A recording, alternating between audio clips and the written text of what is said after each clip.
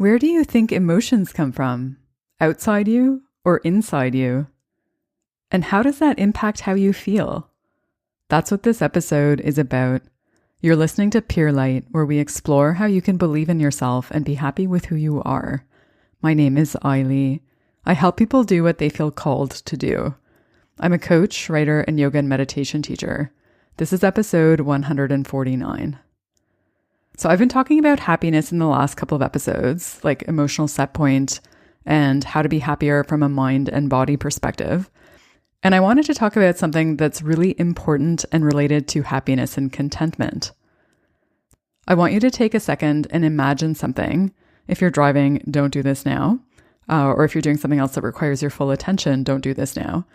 But if you can, close your eyes and imagine that you're driving.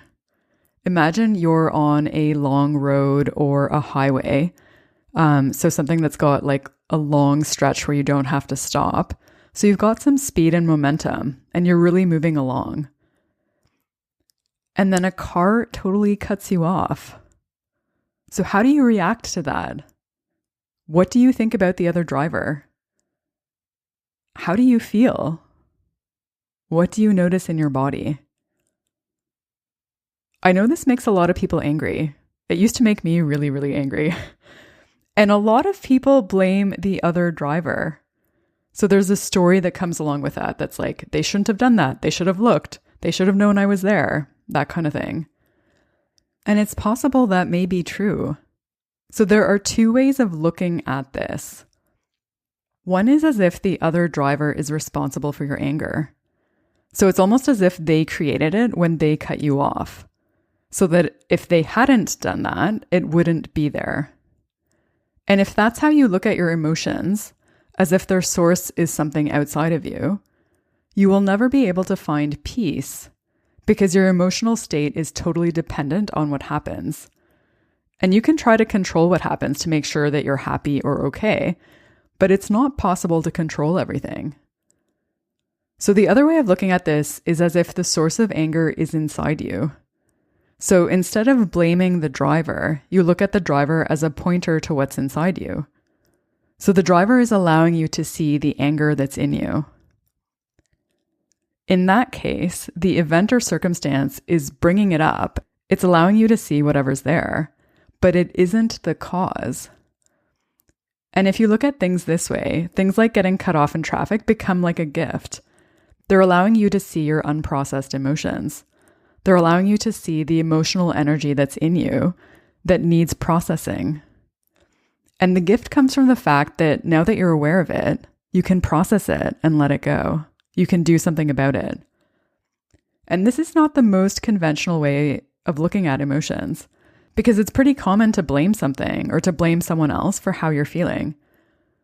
But this might be the biggest illusion of the human experience, because it often looks like there's something outside of us that's causing the experience that we're having on the inside.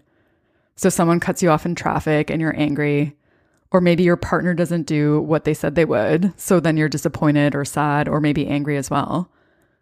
So these events or these things that happen are things then that we blame the emotion on, as if the emotion was being caused by being cut off or caused by what your partner did. And this is usually automatic and unconscious. So it's an automatic pattern. We give the emotion meaning as it relates to the circumstance, and then we resist it because we don't like it and we don't want it to be there. But looking at our emotions as something that comes from outside of us means we're powerless to change our emotional experience. We need something outside of us to change in order for us to feel better. So we're stuck until that change happens. And that means that things need to unfold perfectly in order to be happy or in order to feel good. So nothing bad can ever happen, like nothing like someone cutting us off in traffic. And that's probably not realistic.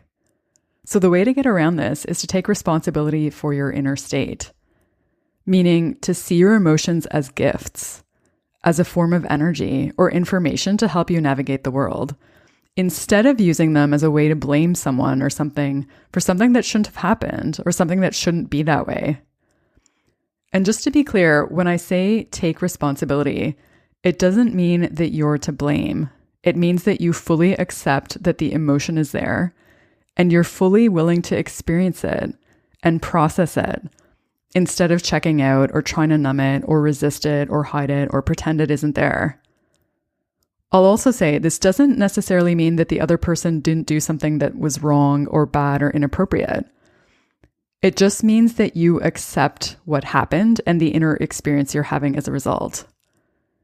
Because when you do that, when you take full responsibility for your inner state, you can process those emotions. So no matter what happens, you have the power to be happy.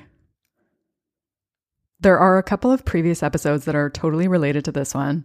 I'll include links to those in the show notes so that you can listen to them if you want to. To get them, go to purelightpodcast.com and find the show notes for this episode, which is episode 149. Thanks so much for listening. Until next time, may you be guided by your light.